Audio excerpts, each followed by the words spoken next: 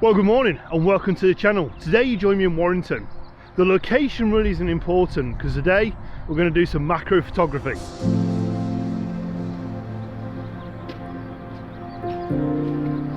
But like all of my vlogs, I'll actually describe where we are. I'm actually in Warrington and the M6 is to the right, M62 is behind me there. It's currently about 5 to 7 and already the traffic is starting to build up quite nicely. Oh, I'm just so glad I'm not in that lot.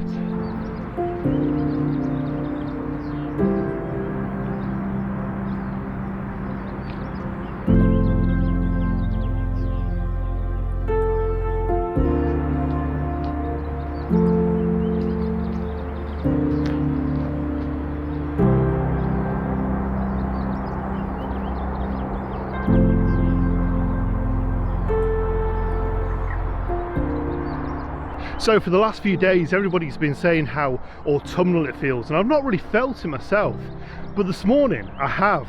I don't know, it's autumn's kind of got that smell, hasn't it? And this morning it's got that autumnal smell where everything's just a bit damp, a little bit colder, and yeah, you can really sense the way that winter's coming. Yeah, this morning's definitely got this, so yeah, I'm feeling a little bit autumnal. So I think macro photography and the autumnal feel might work quite well. Of course, I could be talking utter rubbish because I'd love to be able to stand here and tell you how to do macro photography, give you 5 top tips. But this is actually only the 3rd time I've used this lens. So fingers crossed I can actually get some images for today.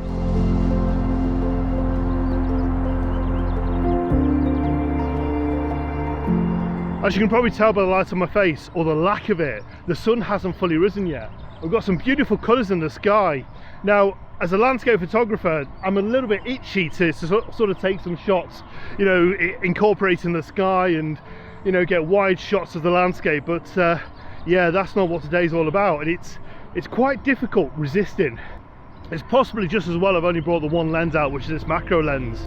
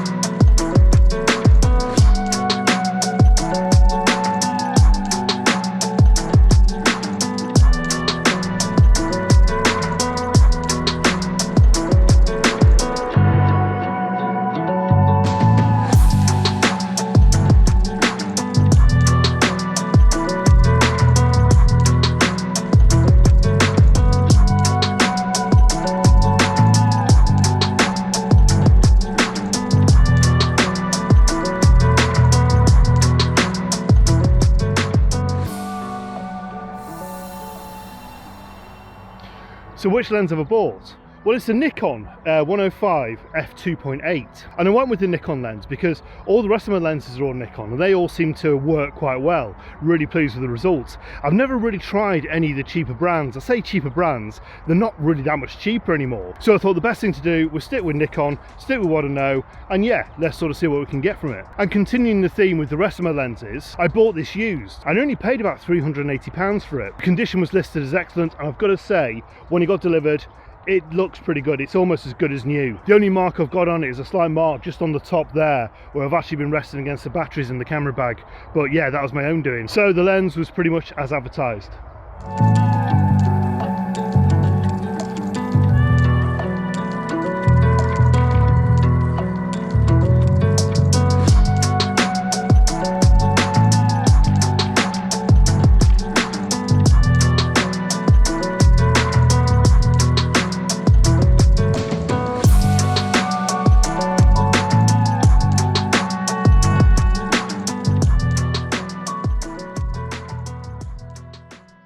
So what made me want to go into macro photography? Well, I've been wanting to go into it for quite a while, and one of the only reasons why I've not done it until now is because that thing that happened a couple of years ago, you know, the whole lockdown thing, we won't mention any more of that. Macro photography seemed to go crazy throughout the whole time.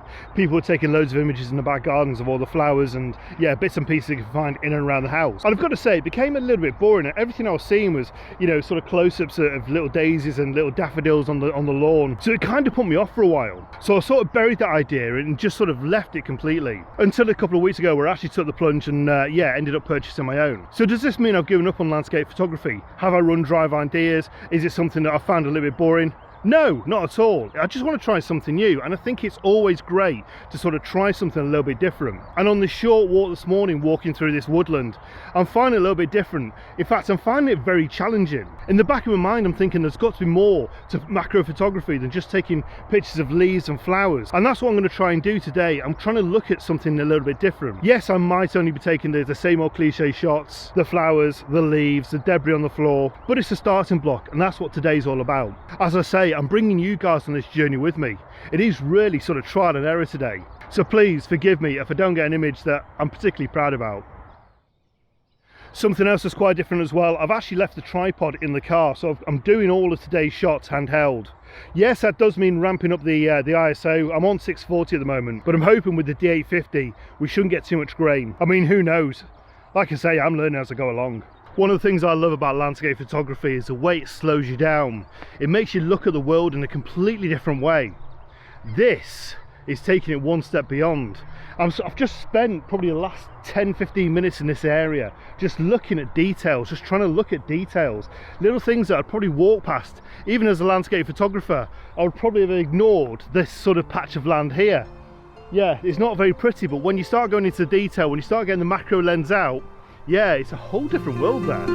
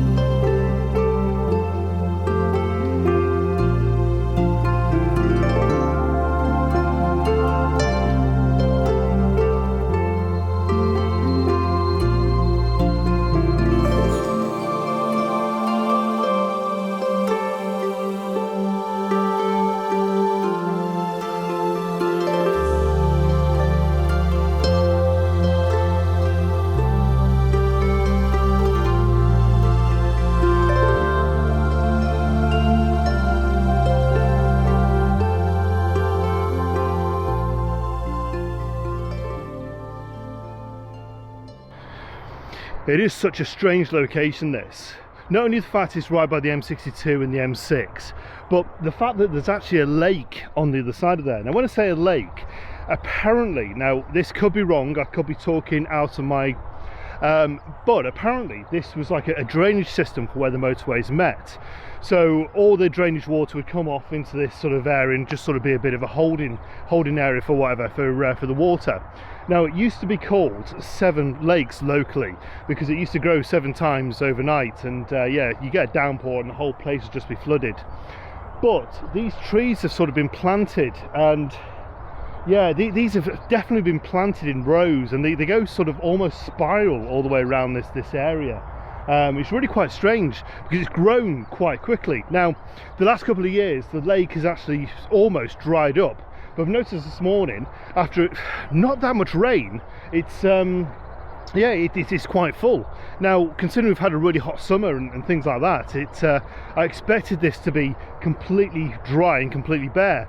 But I'm going to walk down in a moment and try and get to the other side, because Obviously when the mud starts to dry up, you get those sort of nice sort of hexagonal patterns in the mud, and I want to see if there's any of those, and sort of, yeah, just sort of see whether the macro lens will actually pick the detail of that quite well, what those sort of shots will look like.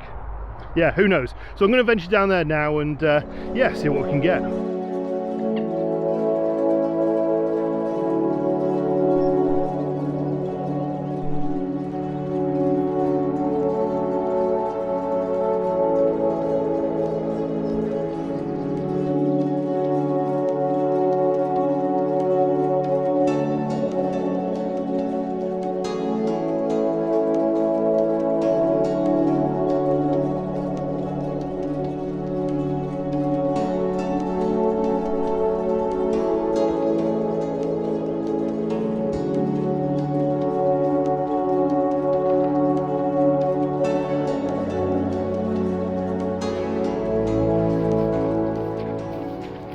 This would be so much easier if I actually knew what I was doing.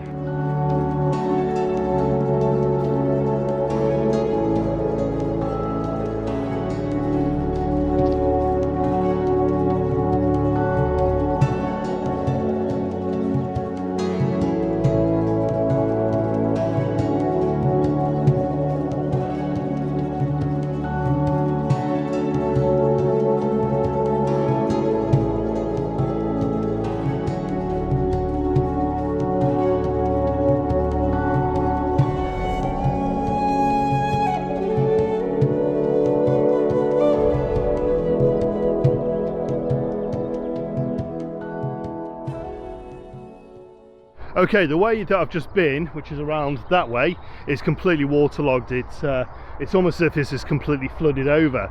So I'm going to walk the way back to where I came in, and where I turned right to walk to this area, I'm going to turn left. Another reason why I'm moving along as well, they're they're doing the smart motorway. And they're starting to take up a load of trees. They're felling a load of trees in the forest area, which I did a bit of b-roll from before. So yeah, there's chainsaws and all sorts going on there. So yeah, I'm going to walk around to where it's a bit more quiet and yeah, get back into the zone, I think. But I've got to say, this is so different to what I'm used to. You are looking at the detail at absolutely everything, and it's yeah, it's certainly challenging, but yeah, it's slowing me down in my photography, which is really quite good.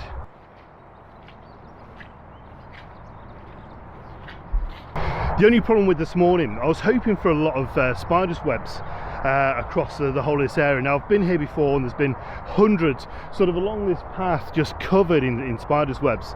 Now, we had a lot of rain and a lot of wind last night, overnight, so yeah, it's obviously damaged the spider's webs. There's not a lot left. But I managed to take a shot just further back, and as soon as I saw the spider's web, I started taking photographs of it, and then the spider came out and yeah, just sort of stood proud centre of the web. So I've taken a few shots of that, so I'll show those now.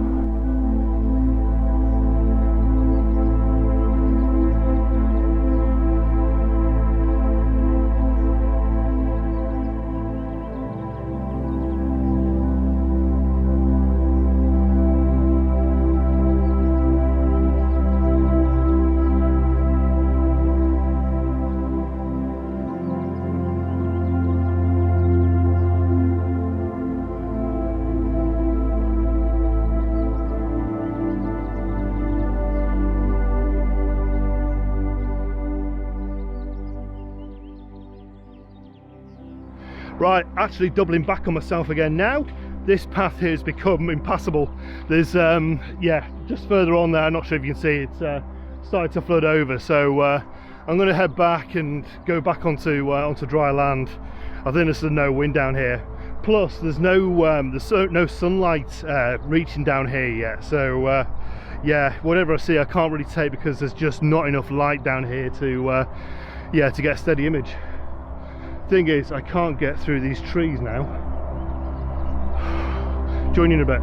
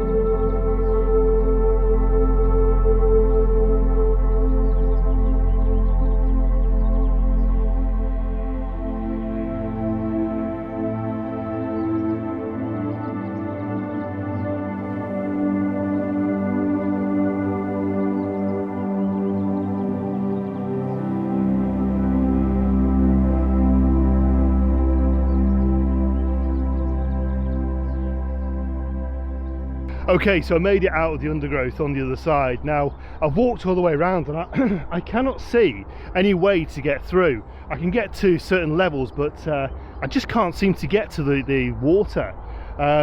So yeah, I'm probably gonna have to write this idea off.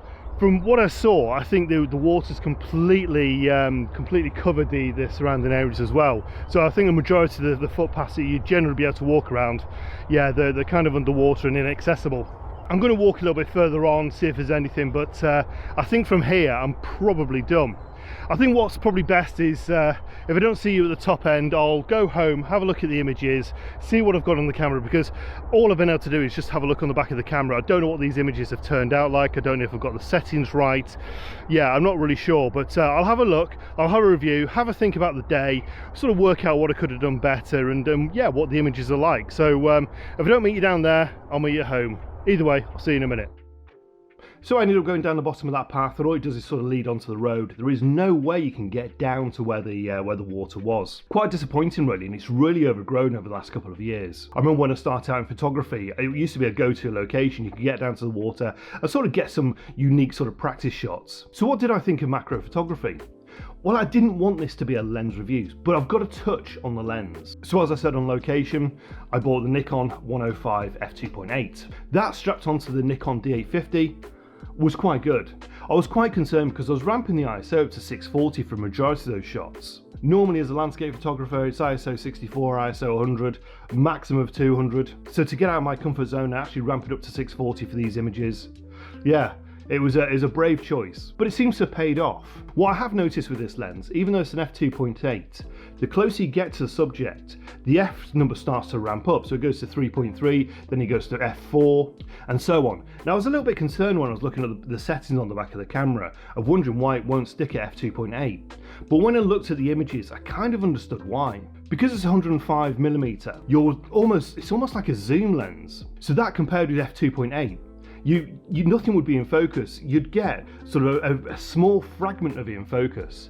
Even at f8 at this sort of range and this close to the subject, things that were centimeters away were starting to become blurred, and the background was just so silky. So yeah, initial thoughts, why can't I get f2.8? I kind of understand once I've been shooting. And I actually found myself on the day actually keeping it around about f8. That was enough just to get the main subject in focus, and then this beautiful blurred background. So if you're thinking of purchasing this lens, yes, it is f2.8, but it will very rarely actually shoot at f2.8, certainly on macro photography. So as I said in the video, that was my third time using a macro lens. What do I think of macro photography? Well, it's kind of a mixed bag really. I'll go through the negatives first, then the positives. The biggest negative for me was I was hoping to get even closer to the subject. The lens just wouldn't do it. You're kind of that far away from the subject before you can actually get focus. And I was hoping to get round about there. I was expecting to be able to pick up a lot more detail. Whether that's something that comes with practice and sort of understanding what you're looking to shoot, maybe, I don't know. We'll see in the future. The second negative, I couldn't really build a composition. In landscape photography, and yes, I know I keep going back to landscape photography and they're completely different, I get that. But you're always looking for foreground interest, leading lines, shooting on the rule of thirds. With macro photography, you kind of stumbled against this. You're kind of just taking the subject and there is nothing further. Everything else in the distance is blurred and unrecognizable. So trying to look for an interesting composition is near impossible. Yes, you work to the rule of thirds, you place a subject where you want to in the frame to make it look a little bit more interesting, but the actual hunt for that composition is gone. You are just taking an image of that subject. Maybe this is something that I'll be able to improve over time. Like I say, it's only the third time I've actually taken that lens and done any macro photography, so only time will tell. So what did I enjoy about shooting macro? Well, as I mentioned on that video, it really slowed me down. I normally bomb around that location, take a couple of shots, head home, and I'm sort of done within an hour. But I was there for a good probably about a good 4 hours. I'd find a section of interesting grasses and be looking for either flowers or something of interest in there, and it really opens your eyes. I can't get over actually how interesting things become. And yes, even though I say you can't get close enough, the images you actually can get from macro photography really sort of, you can really see the detailing in things that you wouldn't normally see unless you had it close up to your eyes. So the fact it slows you down even more is a real bonus for me. Now obviously I didn't take a tripod out, and I think that would slow you down even more, but it would be quite difficult actually be able to set the shot up, certainly with the limitations of tripods. So is it better to take the tripod, or is it better to just raise the ISO up and do it handheld? I don't know. These are all sort of things I'll find out in the future. Like I say, bear with me, this is a learning curve for me. So apologies if you're watching this video expecting great tips and hints and tips. No, this is just my journey on macro photography. But I think the best thing about macro photography is it's a different way to look at things. And that for me is key with macro. As I mentioned in the video, I felt quite limited. I was just sort of taking leaves, flowers, mushrooms and spiders. Strange combination. But I want to develop my skills as I go along and sort of look at things a little bit more differently. Future plans for the lens? Well, we're actually going to Cornwall. In fact, I should be packing now instead of talking to you guys. If Sarah knew I was doing this instead of packing, she'd be annoyed, so don't tell her. But yes, we're going to Cornwall this weekend for a week. And yeah, it'd be quite interesting actually taking the macro lens, I'm pointing there because that's where the lens is. But it'd be quite interesting taking the lens to the beach, seeing what I can get from there. Now those of you know Cornwall, you've got so many different types of beaches. It's unreal. Rocky beaches, sandy beaches, pebbles, you name it, it's all down there. So I'm hoping to find something quite unique, certainly unique for my style of photography. I'm looking to do a few mini vlogs from Cornwall, just interesting places we're visiting. One of the places we're going to go to is St Michael's Mount. I've been there loads of times before. For those of you who know me, know the channel, you know I used to live in Cornwall. So going back to these locations with a photographic mind and now with the macro will be quite interesting. So yeah, St Michael's Mount is one of the locations I want to get to. So Necton's Glen is another place we're going, and then we're just going to drive along the coast and look for something that's sort of a little bit different, a little bit unique, and yeah, just sort of see what I can come up with. But that will be the next vlog. So yeah, interesting, exciting times for the channel. So to wrap this video up, yes, I'm really enjoying macro photography, and yes, it's something that I'm going to be using quite often in the future. I'll certainly do a few more videos for the channel on macro photography and sort of bring you along on my journey on how I get on with it, which should be quite interesting, I think. So before I get into any more trouble, I better say goodbye and start to pack. Yeah, so thank you very much for watching to the end. I hope you've enjoyed this video. I hope it's given you a bit of inspiration and sort of where I'm at with my photography and certainly where we're at with macro photography. I hope you join me in the future as I go on my journey into macro photography. And if you've liked this video, please give me the thumbs up. And if you haven't done so already, please consider subscribing. It'd be great to have you on board of the channel. And also, don't be shy. Leave a note in the comments. Let me know who you are, where you're from. And if you're that one person that's giving me the thumbs down on every single one of my videos, why not leave a comment as well? It'd be great to know who you are. Yeah, like you would. Anyway, from Warrington, I'm going to wrap up now. Take care, all the best. There will be a bit of time until the next video, a couple of weeks, but it should be quite an interesting one and worth the wait. See you then. Bye bye now.